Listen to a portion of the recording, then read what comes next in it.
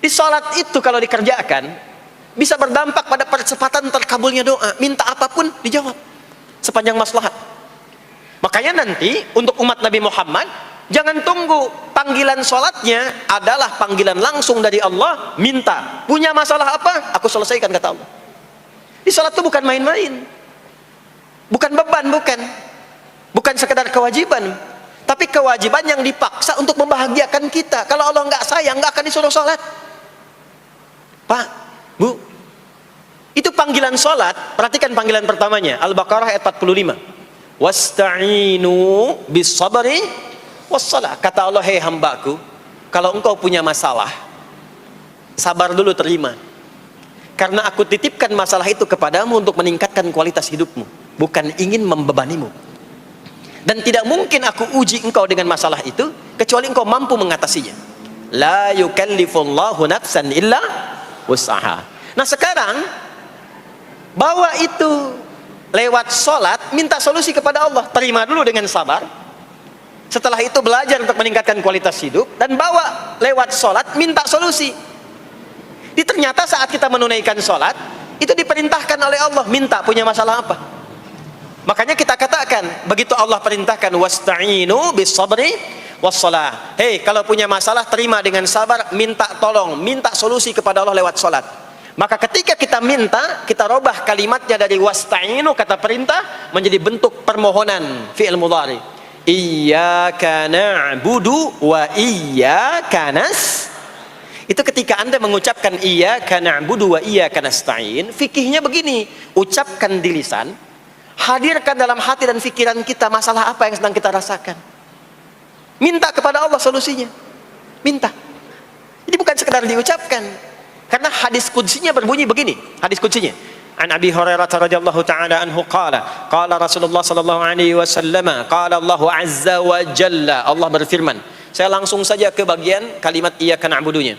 Idza qala al-'abdu, kalau seorang hamba berkata dalam salatnya, iyyaka na'budu wa iyyaka nasta'in, ya Allah, sekarang hamba salat kepadamu, ibadah hanya kepadamu, seperti yang kau perintahkan. Maka hamba memohon kepadamu, ya Allah, seperti yang kau janjikan. Wa iyyaka nasta'in. Lalu hadirkan dalam benak kita, ya Allah, engkau maha tahu sebelum hamba ungkapkan. Hamba punya persoalan ini. Mohon kepadamu, ya Allah, hilangkan semua masalah itu. Berikan hamba solusi yang terbaik. Berikan hamba keberkahan darimu. Itu sekilas hadir dalam jiwa kita. Maka apa yang terjadi? Qala Allah azza wa jalla, dijawab kalimatnya itu, hadza baini wa baina 'abdi wa li 'abdi ma sa'al. Ini perjanjian antara aku dengan hambaku. Kalau hambaku benar sholatnya sampai kalimat ini, apapun yang dia mintakan sekarang, aku akan kabulkan. Sepanjang itu ada maslahat untuk dirinya. Dicontohkan itu oleh Nabi Zakaria. Beliau itu minta saat berdiri, Pak, bukan saat sujud. Dimulai dari berdiri, nanti akumulasinya saat sujud. Itu berdiri aja, kalau benar mintanya dikabulkan. Tidak menunggu selesai sholat. Dan ada fikihnya, nggak sembarangan, ada fikihnya nanti. Ada fikihnya, ya, ada tuntunannya. Poinnya adalah sholat itu solusi. Makanya jangankan Nabi yang tadi saya sebutkan, Nabi Ismail itu saking pentingnya sholat, wasiat beliau yang diviralkan di Al-Quran untuk semua keluarganya, sholat. Ada di Quran surah 19 Maryam ayat 55. Wa kana ya'muru ahlahu bis salah. Kata Allah, dan tercatat Ismail itu pernah berwasiat meminta semua keluarganya, hei, sholat. Jadi kalau kita mau urut sampai ke atas, semua sholat.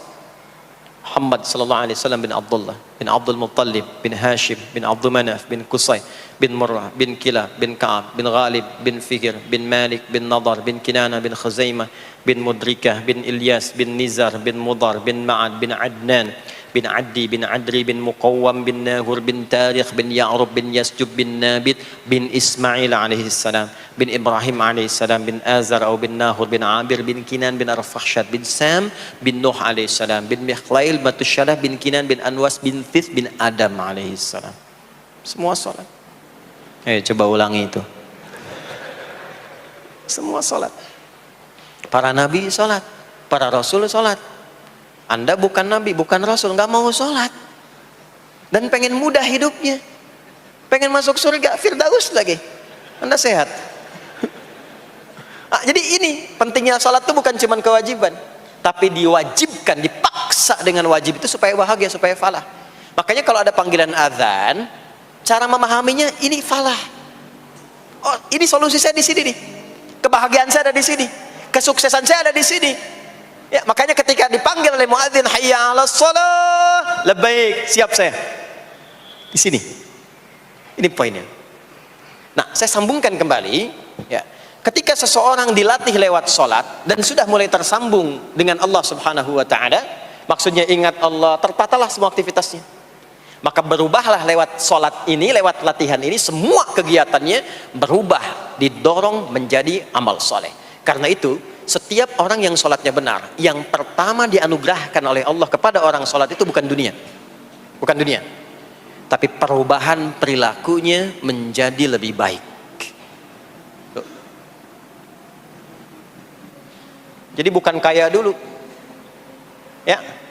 Abdurrahman bin Auf tuh hijrah masuk Islam, dilatih sholat, malah hartanya hilang semua, dirampas. Tapi setelah itu jadi apa? Jadi orang paling kaya. Ya.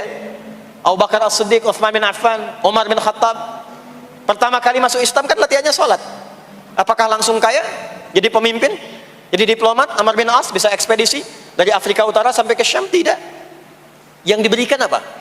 Perubahan perilaku dulu, dihilangkan sifat-sifat buruknya, dijaga dengan kemuliaan. Jadi dua sumber yang menjadikan manusia itu buruk dalam nafsunya itu ada dua.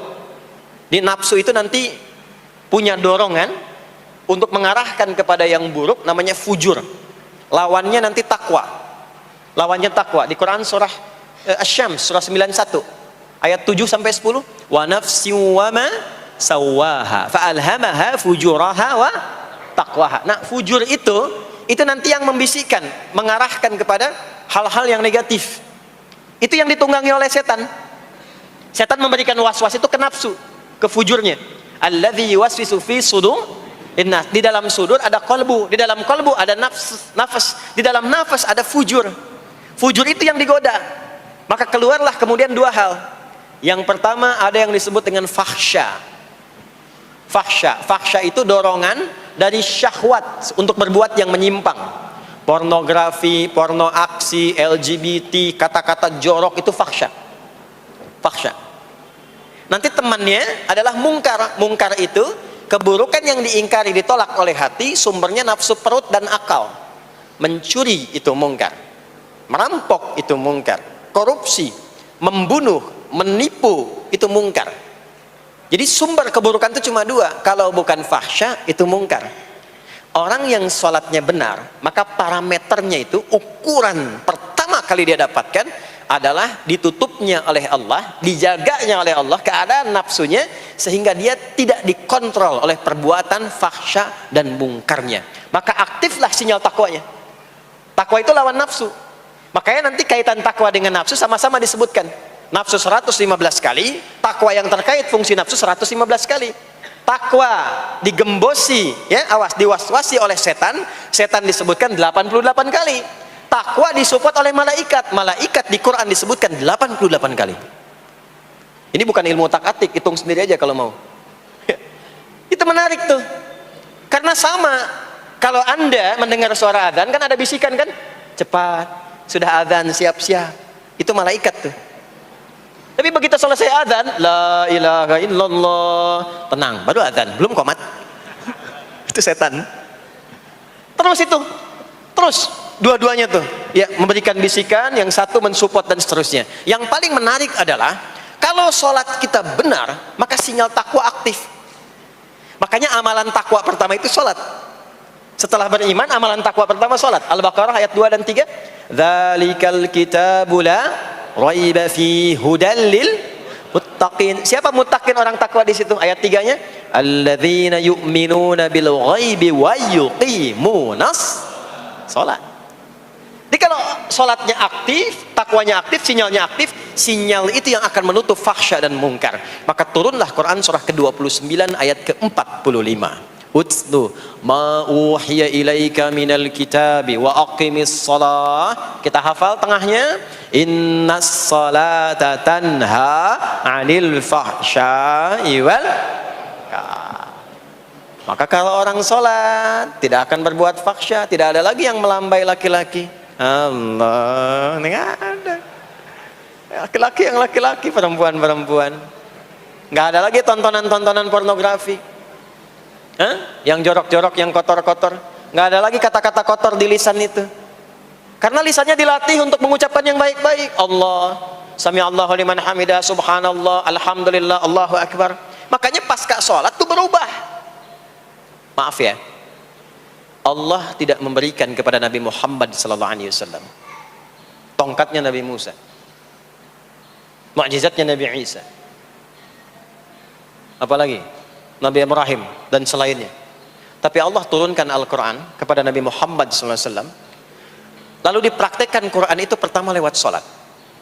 Anda tahu apa yang terjadi?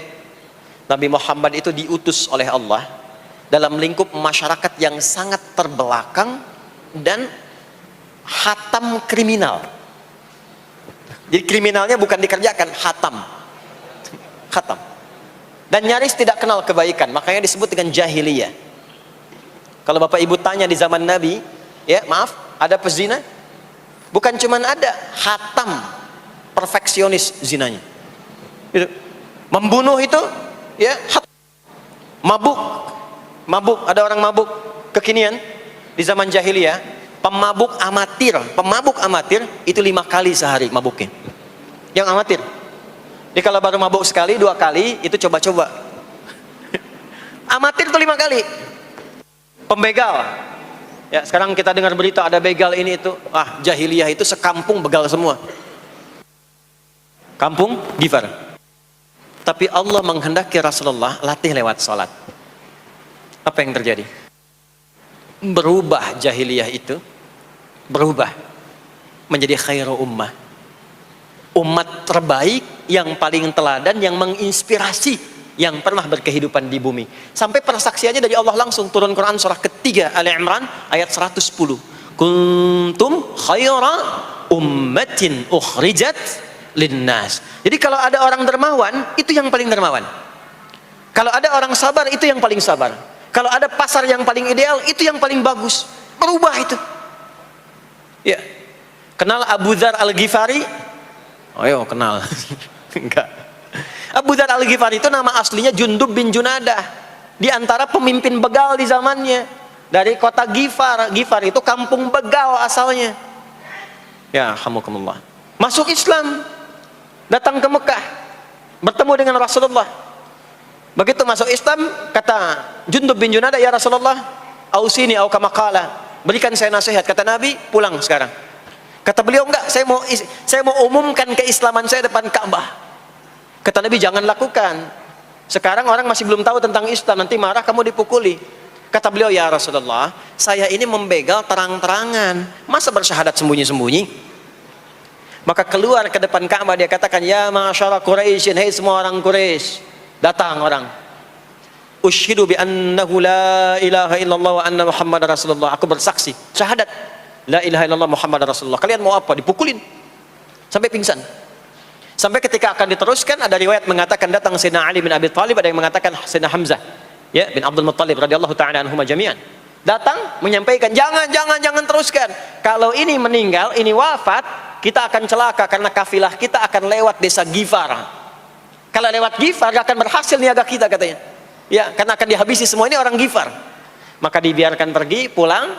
Tahu apa yang terjadi? Begitu Nabi hijrah ke Madinah, dikagetkan dengan suara kaki yang berdecak kencang. Bang, bung, bang, bung, bang, bung. Ternyata ada berita gembira. Sekampung begal Ghifar itu masuk Islam semuanya. Berubah jadi baik. Untuk menginspirasi generasi kemudian, maka dipopulerkanlah oleh beliau kunyahnya dengan nama daerahnya. Sayalah Abu Dzar Al-Ghifari. Al-Ghifari itu maksudnya apa? Dulu saya ini berasal dari Ghifar, kampung saya kampung begal. Cuma karena saya masuk Islam, diajarin sholat, diajarin baik, sekampung baik semua. Ya. Makanya orang-orang Arab setelah itu, bahkan non-Arab, kalau datang memperkenalkan daerahnya. Imam Al-Bukhari, itu nama aslinya bukan Al-Bukhari. Nama aslinya Muhammad. Punya bapak namanya Ismail, punya kakek namanya Ibrahim, kakek buyutnya Al-Bughirah, yang buyutnya Al-Bardizbah. Tinggal di kecamatan Ju'fah, Kabupaten Bukhara, Provinsi Khurasan, sekarang negaranya Uzbekistan. karena berasal dari Bukhara, datanglah beliau kemudian ke Arab, sekarang ke Jazirah, ke Mekah, ke Madinah, memperkenalkan, saya bukan orang Arab, saya dari Bukhara. Rumusnya tambah alif lam di depannya, ujungnya tutup dengan i. Al-Bukhari, saya dari Bukhara. Diperkenalkan, maksudnya apa? Islam sudah masuk ke tempat saya, orang-orangnya sudah baik, orang-orangnya sudah khusyuk. Itu memperkenalkan. Orang tua kita Syekh Yasin dari Padang, maka diperkenalkan Syekh Yasin Al-Padangi. Syekh Ahmad Khatib dari Minangkabau, Syekh Ahmad Khatib Al-Minangkabawi. Syekh Abdul Somad dari Palembang, Syekh Abdul Somad Al-Palembangi. Syekh Nawawi dari Banten, Syekh Nawawi Al-Bantani. Ya, nanti ada Pak Ghafur dari Pondok Indah, ya, Masjid Raya Pondok Indah, datang ke Mekah umrah haji. Ana Ghafur Al-Masjid Raya Al-Pondok Indahi gitu. Itulah salat. Salat. Jadi salat itu merubah keadaan kita lebih baik. Itulah sebabnya kenapa 5 waktu. Karena Allah inginkan di setiap waktu kita jadi orang baik. Di setiap waktu kita bahagia. Setiap waktu selesai persoalan. Datang masalah subuh, ya, antara subuh ke zuhur kan ada masalah tuh. Nggak mungkin ada orang dari subuh ke zuhur nggak punya masalah tuh, nggak mungkin. Tuh wajahnya udah kelihatan tuh. Ya, makanya kita datang, ya, menghadap kepada Allah, minta diselesaikan, minta diberikan taufik, sujud kita, diberikanlah solusi. Zuhur ke asar ada masalah, datang saat asar. Asar ke maghrib punya masalah, datang. Makanya semua ulama dulu seperti itu. Al-Bukhari itu menuliskan kitab sahihnya itu 16 tahun. Setiap satu hadis akan ditulis, salat dulu. Salat dulu. Begitu tenang, nyaman, baru tuliskan. 16 tahun. Itulah salat. Nah, dari sekian waktu yang 5 kali itu, ada waktu yang spesial. Waktu spesial inilah yang ingin saya bahas, yang tadi disampaikan dalam pengantar sambutan. Jadi ini inti yang mau saya katakan. Ini barusan muqaddimah tuh. Barusan muqaddimah. Baik. Kan kita salat berapa kali sehari? Ya, kita hitung. 1, subuh. 2, zuhur. 3, keempat, yang kelima, isya. Berapa jumlah rakaatnya? 17. Baik ya. Itu nomor telepon untuk koneksinya. Koneksi kita dengan Allah nomornya catat ya, 24434. Ya, kalau ditanya berapa nomor koneksi dengan Allah? 24434. Subuh 2, zuhur 4, asar 4, maghrib 3, isya 4. 5 waktu kan? Baik. Di 5 waktu ini kita dijaga, diinginkan menjadi hamba yang baik, bahagia, nggak lekat dengan masalah, tuntas semua. Saking sayangnya Allah sama kita, kalau nggak sayang nggak disuruh sholat. Itulah sebabnya ketika diperintahkan menunaikan waktu sholat, diberikanlah gambaran waktunya. Tapi yang jadi persoalan kita sekarang yang akan dibahas, di antara sekian waktu itu ada waktu-waktu yang spesial. Ada waktu-waktu yang spesial. Dari mulai subuh ke isya itu ada yang dispesialkan oleh Allah karena ada bonus berlipat di dalamnya. Waktu apakah itu? Mari kita bacakan dulu mulai dengan Quran surah kedua ayat 238. Paling kanan sebelah atas di mushaf standar. A'udzubillahi minasyaitonirrajim. Bismillahirrahmanirrahim. Mohon izin saya agak lambatkan sedikit ritmenya karena ini inti yang mau kita bahas. Tadi muqaddimah makanya saya percepat ya. Hafidhu 'alas salawati was-salatil wusta wa qumu lillahi qanitin. Hafidhu. Kalau Bapak Ibu lihat mushaf terjemah, diterjemahkannya dengan jagalah. Jagalah itu ihfadhu, hafidha yahfadh. Tapi kalau ada alif setelah hafidhu, itu berarti fi'il madhinya, past tense-nya, akar kata kerjanya hafadha, yuhafidhu. Alifnya mufa'alah, bermakna saling. Jadi mengartikannya begini, hafidhu 'alas salawati. Hei, hendaklah kalian saling menjaga waktu sholat. Kalau saling itu sendirian atau banyakan? Banyakan. Jadi kalau bapak di rumah ada 5 orang, bapak, ibu, dan 3 orang anak, maka jangan soleh sendirian, Pak. Ingatkan anaknya, ingatkan istrinya. Istri bangun duluan, ingatkan suaminya. Makanya waktu sholat itu Maaf, jangan cuma disandarkan pada azan yang kita dengar di masjid, harus hafal. Bahkan nanti gini, di Quran surah keempat ayat 103 itu, di ujung ayatnya, itu ada penanda ciri standar orang beriman. Maaf, kita tanya dulu nih, kita beriman tidak hari ini? Halo, beriman? Hati-hati ya, karena kata Nabi ada yang subuh beriman, sorenya sudah kufur tuh. Ya, yusbihu mu'mina wa yumsi kafira. Hati-hati ya. Yuk, apa ciri orang beriman tuh?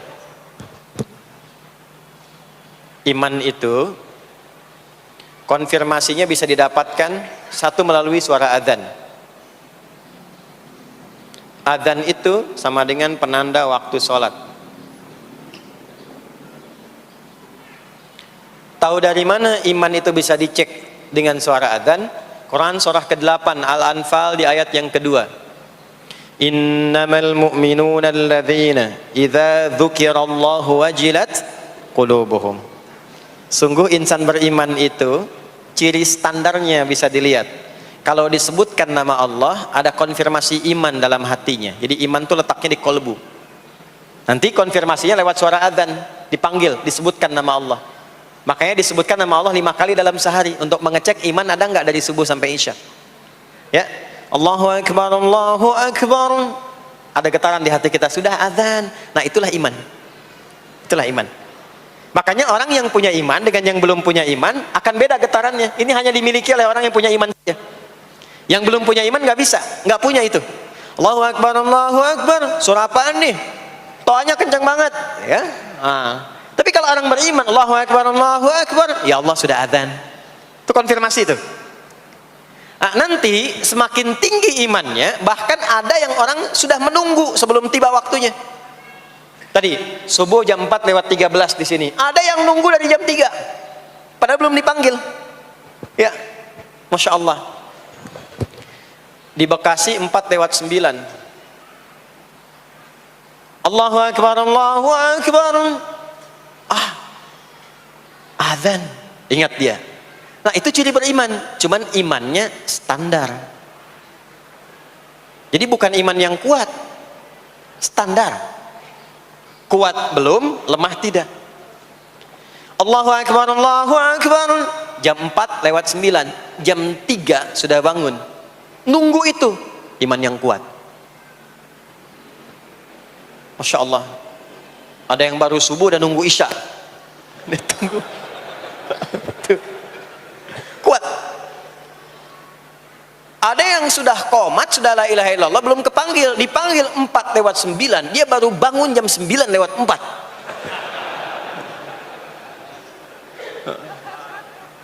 Tuh. Nah, ini iman lemah. Di bawah. Ciri standar, karena dipanggil ingat, maka ciri standar orang beriman itu tahu waktu sholat. Harus tahu Pak, Bu. Itu standarnya. Itu ada di Quran surah keempat di akhir ayat 103. Innas salata kanat 'alal mu'minina kitaban mawquta. Kalau pakai terjemah balaghah itu bunyinya begini, sungguh orang beriman itu pasti tahu waktu sholat. Nah, jadi kalau ditanya jam berapa zuhur nanti belum bisa kita jawab dengan sempurna, itu artinya apa? Imannya belum naik itu ke level standar, belum menguat. Ya, ini poinnya. Nah, nanti kapan waktu sholat itu tiba? Kalau ada yang belum ingat, jangan dibiarkan tidak ingat. Makanya kata Al-Quran, saling menjaga ya waktu sholat itu. Jangan sampai di keluargamu, ada temanmu, kolegamu, bahkan tetanggamu itu nggak tahu waktu sholat. Bahkan nggak sholat, itu bahaya. Kalau memang sayang sama anak, ingatkan. Sayang istri dengan suami, ingatkan. Tanda istri beriman yang cinta dengan suaminya, tanda pertamanya ketika mengingatkan suaminya pada semua hal yang disukai oleh Allah. Begitu sebaliknya. Maka kata Al-Quran, hafidhu, saling menjaga waktu sholat. Disebutkan di situ alas sholawat, bentuknya begini. Tulisannya alif, lam, waw, alif, ta maftuha begini. Alas, begini tulisannya. Karena nanti ada yang begini, as-salat, ada yang begini. Biar saja, nggak usah. Ada yang begini, tak marbutah. Seperti Al-Baqarah ayat 3, alladzina yu'minuna bil ghaibi wa yuqimunas shalah. Begini tulisannya. Ada yang begini. As-salat pakai alif, tak, begini. Tapi di Al-Baqarah ayat 238 tulisannya begini.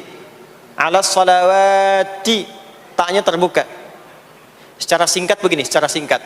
Kalau tulisannya begini, maka yang dimaksud salat fardu. Yang dimaksud salat apa? Salat fardu. Salat fardu itu ada berapa? 5 waktu. Maka kata Allah, hei, saling jaga ya. Waktu sholat yang fardu itu yang 5 waktu. Di antara yang 5 itu ada yang spesial. Wassalatil wusta, waktu yang pertengahan, tengah-tengah di antara 5 waktu itu. Yuk kita tuliskan dulu sebentar. Sholat ada sholat apa saja? Subuh, kemudian zuhur, kemudian asar, kemudian nggak cukup, ambil ke sini, maghrib, kemudian isya. Subuh, zuhur, asar, pindah sini, maghrib, isya. Lihat rumusnya. Jadi yang sholat pertengahan yang mana? Jangan lihat tulisannya itu ya, karena subuh di tengah-tengah disebutnya subuh ya. Sholat pertengahan yang mana? Asar apa subuh? Subuh apa asar? Apa dalilnya? Kita pakai dalil. Nah, sholat pertengahan itu disebutkan oleh Nabi itu ada 2. Ada subuh dan asar. Qala Rasulullah sallallahu alaihi wasallam yata'aqabuna fiikum malaikatul laili wa malaikatun nahari fi salatil asri wa fi salatil fajri. Berebut semua malaikat yang bertugas di siang dan malam, berebut membersamai kita. Kalau berebut itu artinya kalau ada yang berdoa diaminkan, kalau ada yang mohon ampun diistighfarkan oleh malaikat. Jadi malaikatnya minta kepada Allah, ya Allah ampuni si fulan, ya Allah ampuni si fulan, ya Allah si fulan, dan seterusnya sampai selesai. Itu khusus di salat asar dan salat subuh. Sampai kemudian thumma yas'aduna ila sama, kemudian mereka para malaikat itu kembali bertugas masing-masing, lalu Allah mengonfirmasi kepada mereka untuk menunjukkan kebenaran tugas malaikat yang tidak bermaksiat. Allah Maha tahu tentang hambanya, Maha tahu. Tapi Allah ingin menunjukkan kepada kita apa yang benar dari lisan malaikat itu, yang nggak pernah berdusta. Ya, maka Allah bertanya kepada malaikat, bagaimana keadaan hambaku ketika engkau tinggalkan? Maka disampaikan oleh malaikat itu, ya Allah, aku meninggalkan hambamu si fulan, dia sedang menunaikan ibadah, dia sedang sholat kepadamu, dan khusyuk berdoa, dan seterusnya. Maka apa jawabannya? Saksikanlah, ketika malaikat menyampaikan sedang ibadah, maka turun bonus dari Allah untuk mengampuni dosa si hamba itu. Itulah manfaatnya waktu pertengahan. Waktunya disebutkan di hadis ini asar dan subuh. Antara asar dan subuh itu masih ada yang unggul, ada yang istimewa lagi. Apa yang istimewa? Antara asar dan subuh yang istimewa terletak di subuhnya. Jadi dari 5 waktu ini, yang pertengahan asar dan subuh, karena amal di bawah ditunjukkan untuk mendapatkan penilaian langsung dari Allah seketika dan memberikan jawaban dari apa yang kita inginkan, asar dan subuh. Tapi dibandingkan asar dengan subuh, bila keduanya dibandingkan, dua-duanya mulia. Maka subuh punya kemuliaan yang tidak dimiliki oleh asar. Ya, makanya nanti asar bisa bertemu dengan zuhur, masih ada jama, masih ada qasar. Maghrib ketemu isya, masih ada jama, ada qasar. Ya, tapi subuh nggak bisa di jama, nggak bisa di qasar.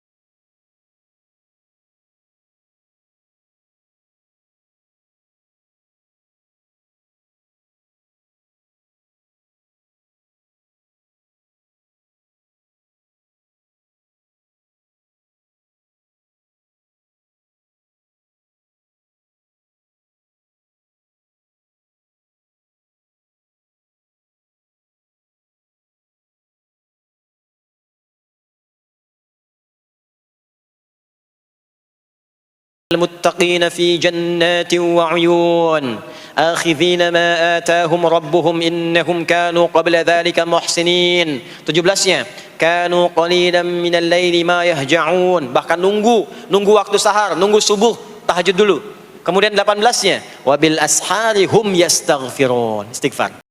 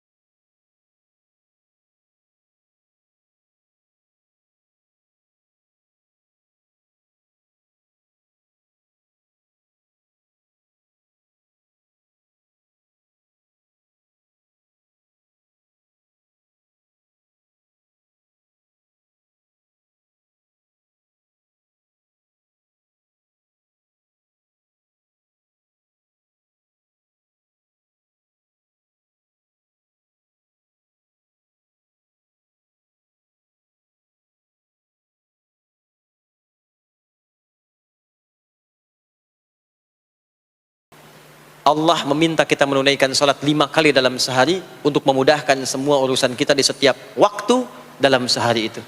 Dan yang ketiga, di antara sekian 5 waktu itu ada waktu-waktu yang istimewa, yaitu asar, dan yang paling istimewa adalah subuh ataupun fajar. Mudah-mudahan kita bisa konsisten menunaikan dan menjaga waktu salat itu sampai kita pulang kepada Allah dalam keadaan husnul khatimah. Sementara itu yang disampaikan. Baik, mudah-mudahan ada keberkahan dari apa yang telah disampaikan. Pasti apa yang saya sampaikan pasti ada salah, pasti ada yang kurang tepat, pasti ada yang keliru disampaikan. Mohon diingatkan supaya saya koreksi, tinggalkan yang salahnya, ambil yang benar, yang baik, yang kira-kira bisa diamalkan. Jauhi hal-hal yang bisa menjauhkan kita dari Allah, dan semoga kita semua diwafatkan dalam keadaan husnul khatimah.